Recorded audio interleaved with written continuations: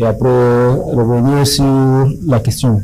Monsieur Ngandi, je le connais très bien pour avoir participé sur plusieurs plateaux avec lui. Un monsieur très rationnel, seulement que le problème... Il est transversal. Le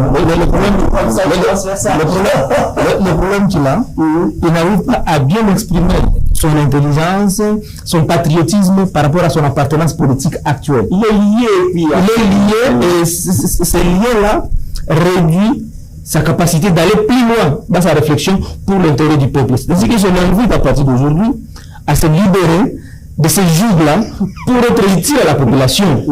Je le connais très bien, ce n'est pas aujourd'hui, ça fait plus de 4 ans que je fais le débat avec M. Ngandi, mais il se perd.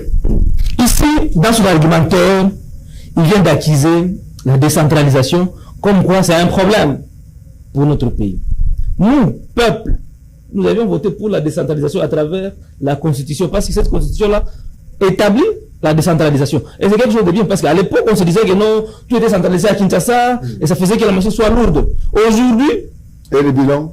S'il vous plaît. Aujourd'hui, ils veulent dire que non, le bilan n'est pas positif, parce que... Non. Les problèmes résident au niveau de texte. La décentralisation n'est pas appliquée dans sa globalité. Mais également, les gouverneurs sont élus, les gouvernements provinciaux sont mis en œuvre, mais il faut face à un problème de manque de moyens. Ils ont de la politique, mais ils n'ont pas les moyens de leur politique. Il faut lire l'article 175 de la Constitution, qui parle de la retenue à la source de 40% des recettes mobilisées par les provinces à caractère national. Ça veut dire qu'à la base même, les liens de mobilisation, on doit retenir 40%.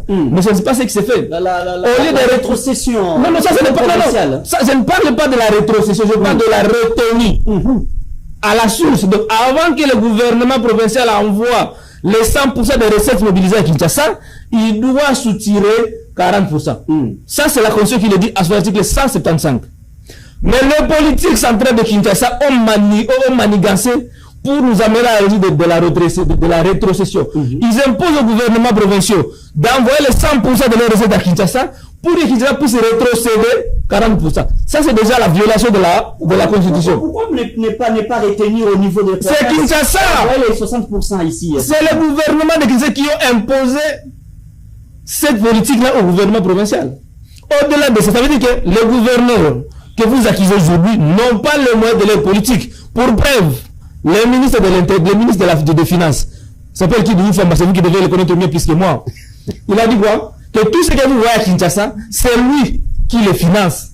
Qu'a fait les budgets votés à l'Assemblée provinciale de Kinshasa? Si c'est le gouvernement central qui doit financer les travaux de voirie urbaine, la construction de routes à compétence de la province, pas le gouvernement central. Ça, c'est déjà une atroce. Et vous, monsieur Ngandi, vous devez venir condamner ça sur le plateau pour le bonheur, pour l'intérêt du peuple.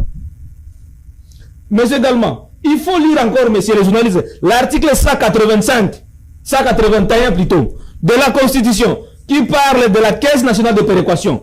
Parce que vous savez qu'il y a des provinces qui sont moins nantis par rapport à d'autres. Les constituants avaient prévu la Caisse nationale de péréquation pour que cette caisse-là soit à mesure de créer de l'équilibre entre une province nantie et une province moins nantie pour que le développement aille de pair.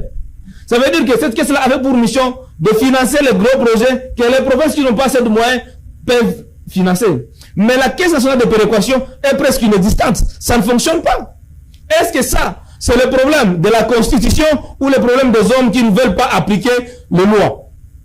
Il faut lire. La décentralisation consacrée par la Constitution est accompagnée par une loi organique qui encadre la décentralisation. Est-ce que cette loi-là est respectée à la loupe? Je vous donne un exemple très récent ici. Monsieur Ngandi, vous étiez candidat